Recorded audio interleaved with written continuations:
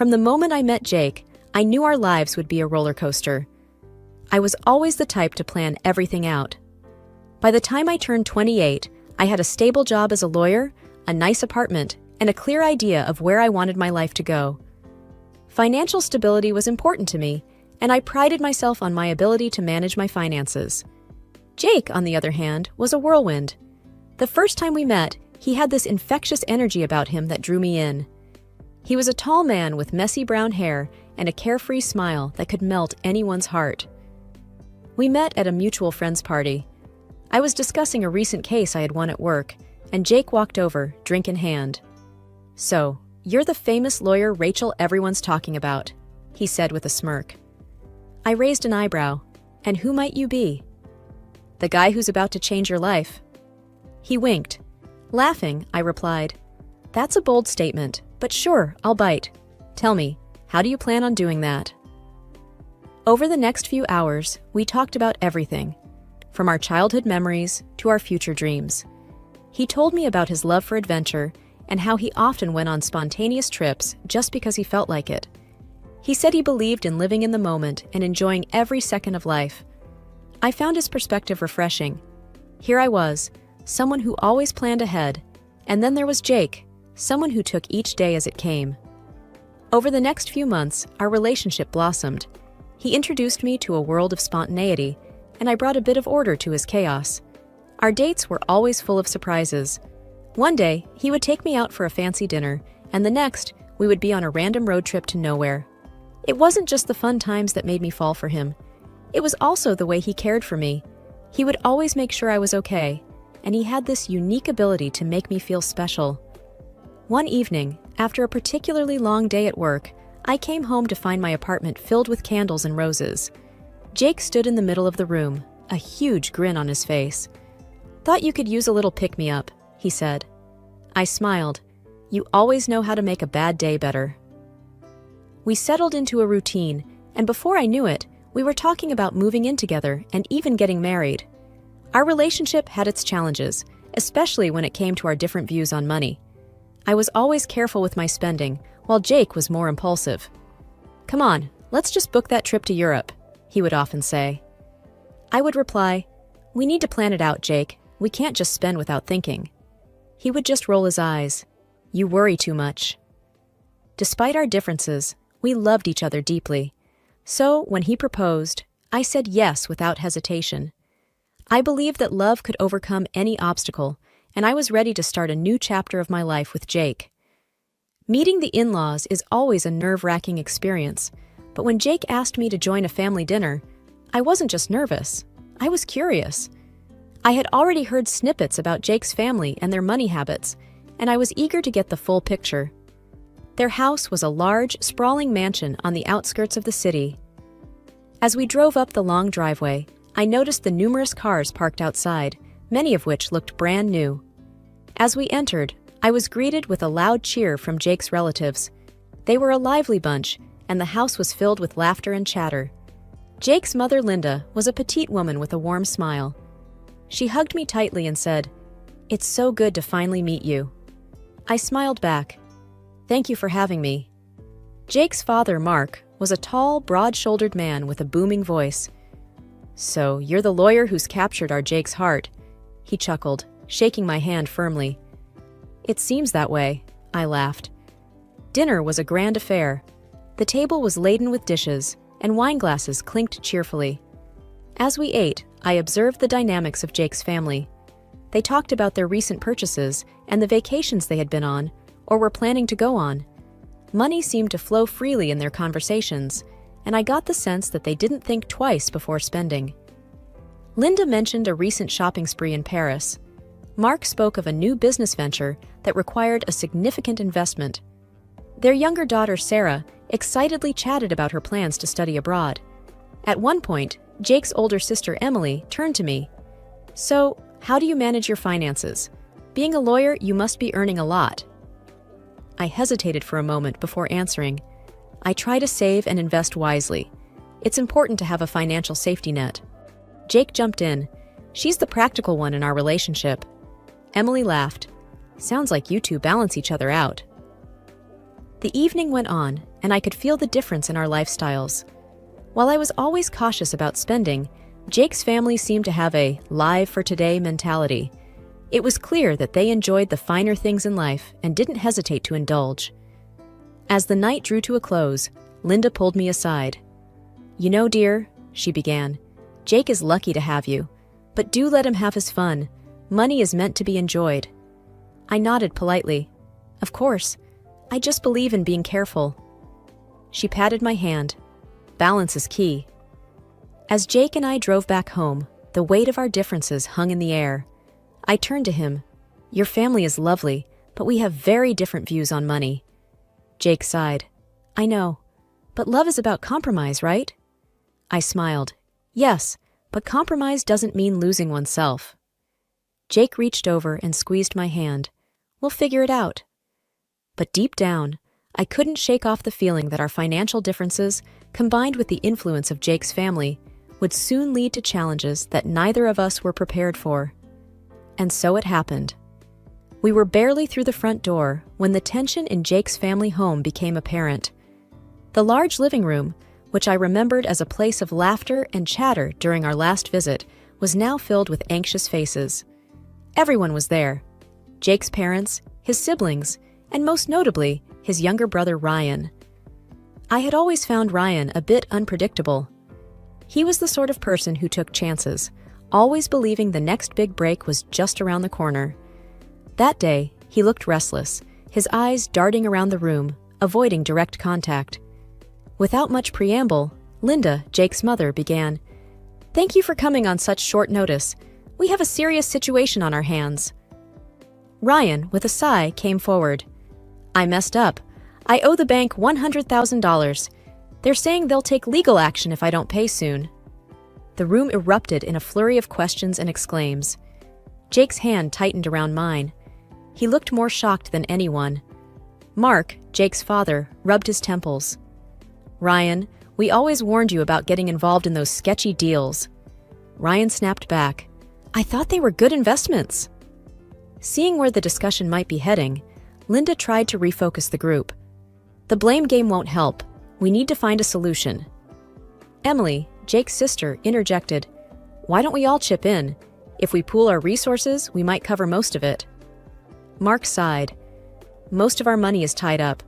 We can't pull out that kind of cash right now." Then, all eyes turned to me. I felt trapped, like a deer in headlights. I sensed what was coming next. Jake, squeezing my hand tighter, spoke up. "You've got savings, right? We can use that to help Ryan out." I looked at him in disbelief. Was he seriously suggesting this? Linda's eyes brightened. "Oh, that would be wonderful. Can you help, dear?" I tried to remain calm. "Jake, we've talked about being careful with our finances. My savings are for our future." Jake's face reddened. "This is family.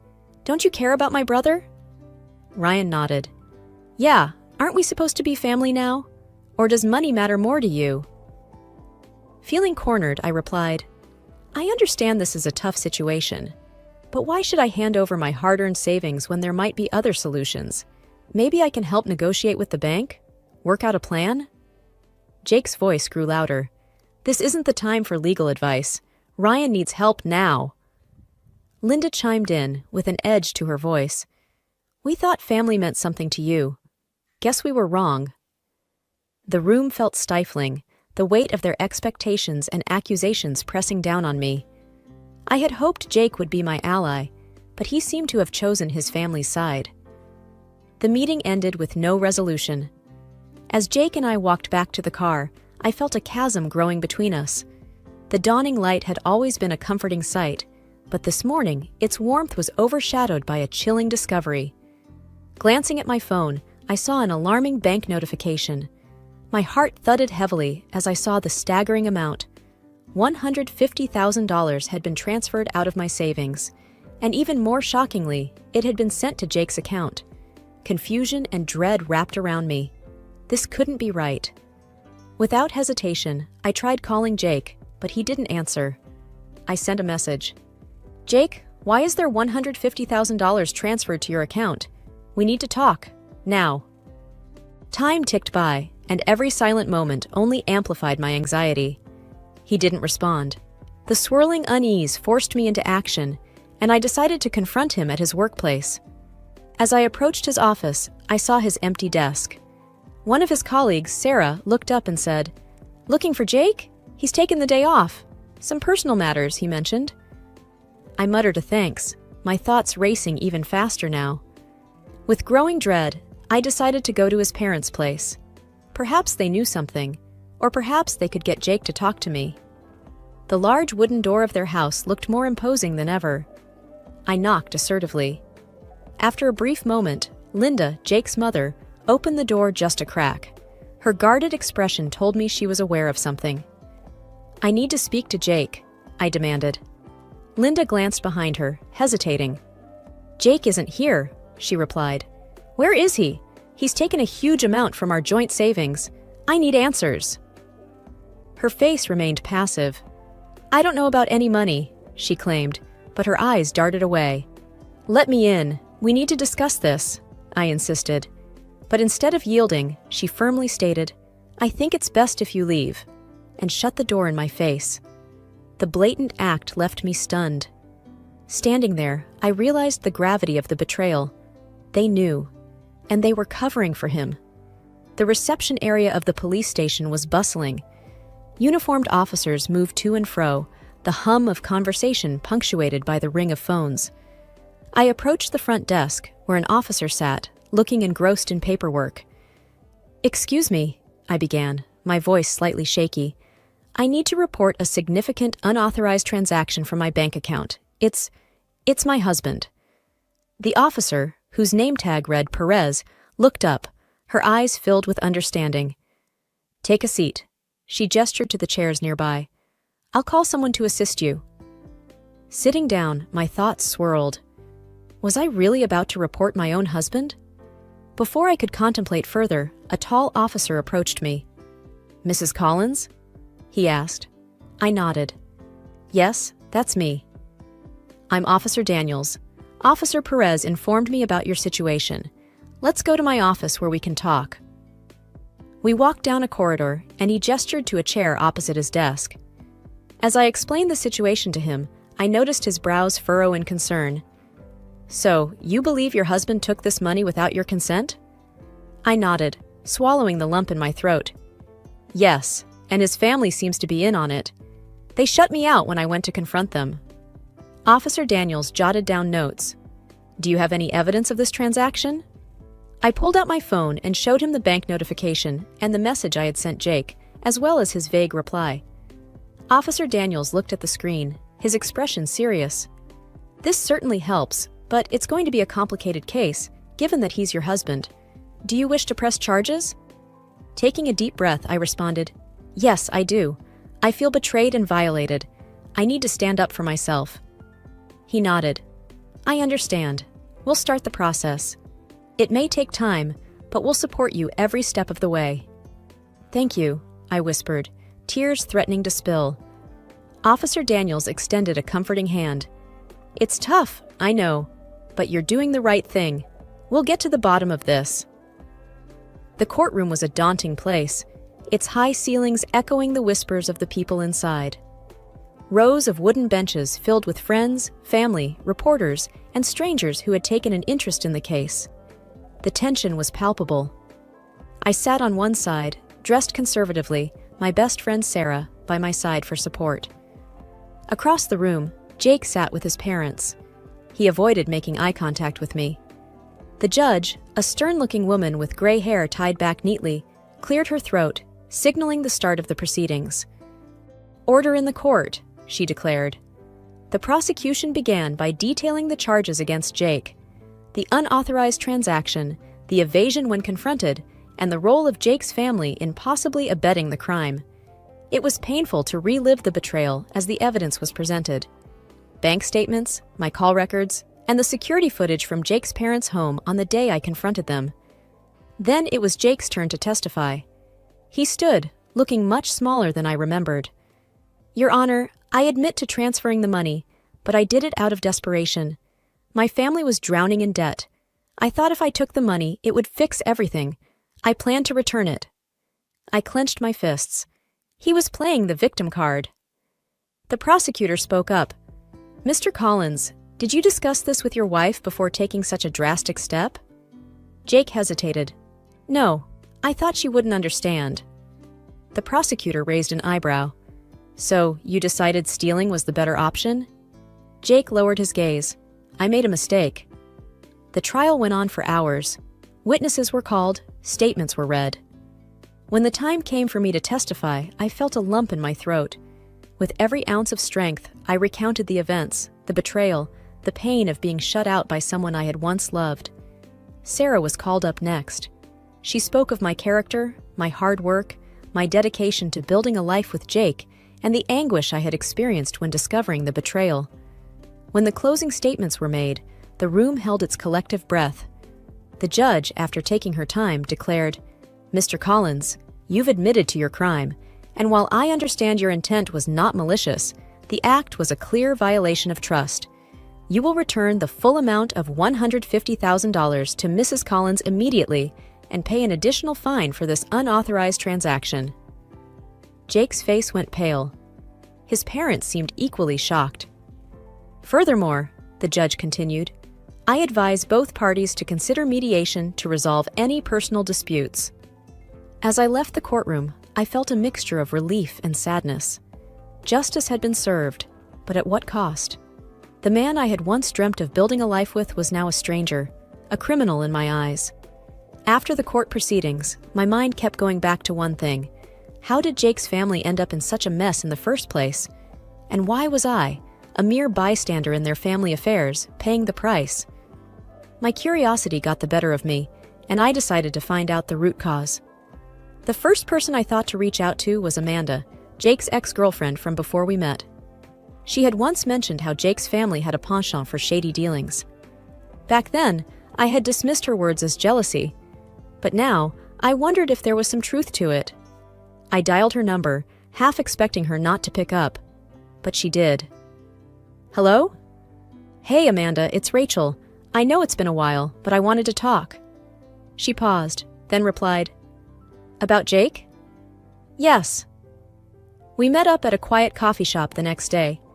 Amanda looked different, more mature and composed than I remembered. After exchanging pleasantries, I got straight to the point. "Amanda, you once told me about Jake's family, about their dealings. I need to know more." She sighed, taking a sip of her coffee. "I wondered when you'd ask. Jake's family has been involved in some sketchy businesses for years. Loan sharking, shady investments, you name it. They've always been about quick money." I frowned, but Jake never seemed that way. At least, not when we were dating. Amanda shook her head. He tried to distance himself from it, but family ties run deep. And when his brother got into that massive debt, he got sucked right back in. My heart sank. "So, all this time?" She nodded. "He's been trying to bail them out. I warned you, remember? I saw the signs, the desperation, the sneaky phone calls, but you were too in love to see." I stared down, fighting back tears. I can't believe I was so naive. She reached across the table, squeezing my hand. "You're not the first, and won't be the last. They're masters of manipulation." The conversation shifted, and I learned that Jake's brother had a gambling problem. The debts weren't from a failed business or medical emergency. They were from nights spent at underground gambling dens and high-stakes poker games. I thanked Amanda for her honesty and clarity. As I walked back to my car, everything made sense. The secrecy, the desperation, the betrayal. Jake's family was drowning, and in their desperation, they tried to drag me down with them. After the dust settled, one thing was clear to me. I needed to put the past firmly behind me. The first step was finalizing the divorce from Jake. It was a relatively quick process, given the circumstances.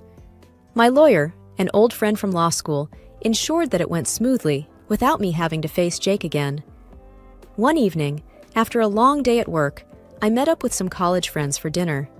Sarah, always the one with the latest gossip, leaned in, her voice dropping to a conspiratorial whisper. "You remember Jake's brother, right? Heard he's been locked up for fraud." I raised an eyebrow. "You're kidding."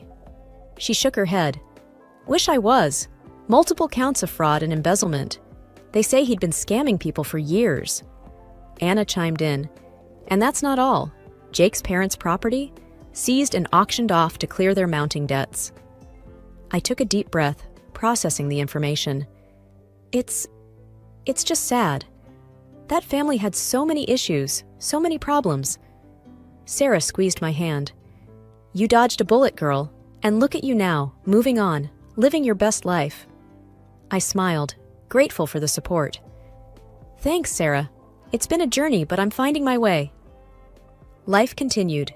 Days turned into weeks, and then months. The wounds of the past slowly began to heal, and I started building a life that was truly mine. One evening, as I was settling down with a book, my phone rang. An unfamiliar number flashed on the screen. I answered cautiously. Hello? Hey, it's Jake, came the hesitant voice. A chill ran down my spine. What do you want? He cleared his throat. Look, I know I've done wrong. I'm in a tough spot right now, financially. I was wondering if... No. I cut him off sharply. But I just need a little help to... No, Jake. You and your family have taken enough from me. I owe you nothing. I replied, my voice cold and firm. There was silence on the other end. Then, a soft, defeated, all right. I ended the call, feeling a mixture of anger and pity. But mostly, I felt relief. Relief that I had moved on, that I was no longer entangled in their web of deceit and drama. Over time, I immersed myself in work and spent quality time with friends and family who genuinely cared about me. I learned to value and trust myself more than ever, firmly believing that no matter what life threw my way, I would always come out stronger on the other side.